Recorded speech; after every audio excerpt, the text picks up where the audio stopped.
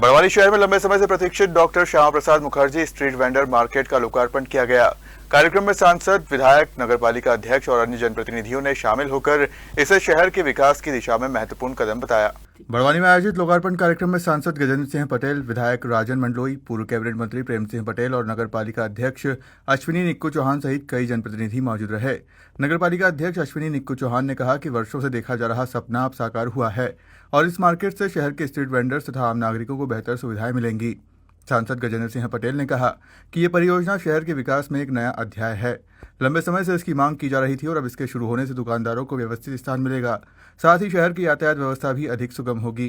कार्यक्रम में नगरपालिका के अधिकारी, कर्मचारी, पार्षद और बड़ी संख्या में नागरिक उपस्थित रहे। नमस्कार। आज हमारा बड़वानी शहर का जो सपना था वो साकार हुआ।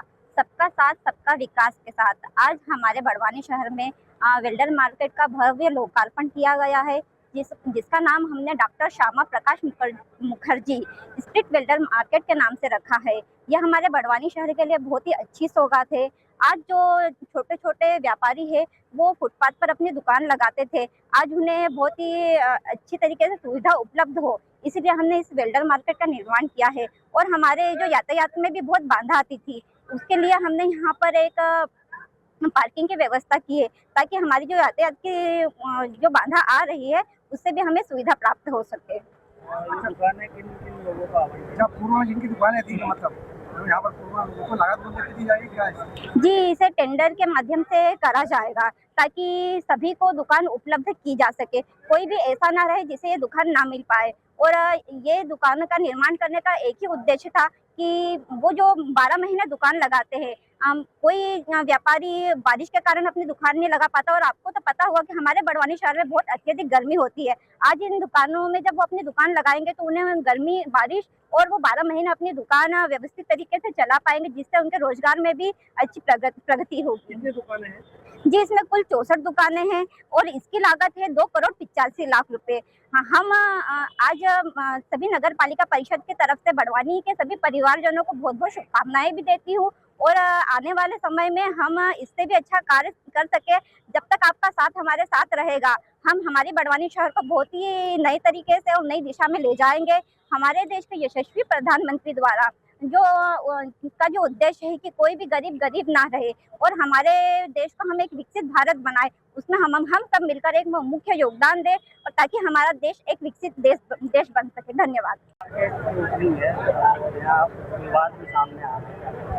सबसे पहले तो मैं नगर परिषद, हमारी नगर पालिका बड़वानी को बधाई देता हूं। भारतीय जनता पार्टी का जो शब्द है सबका साथ सबका विकास, उसके आधार पर स्ट्रीट वेंडर के इस प्रकार के छोटे व्यापारियों के लिए स्थायी दुकान का निर्माण अगर इस बड़वानी शहर में विगत कई सालों से डिमांड के बाद अगर किसी ने किया तो भारतीय जनता पार्टी की नगर पालिका ने किया।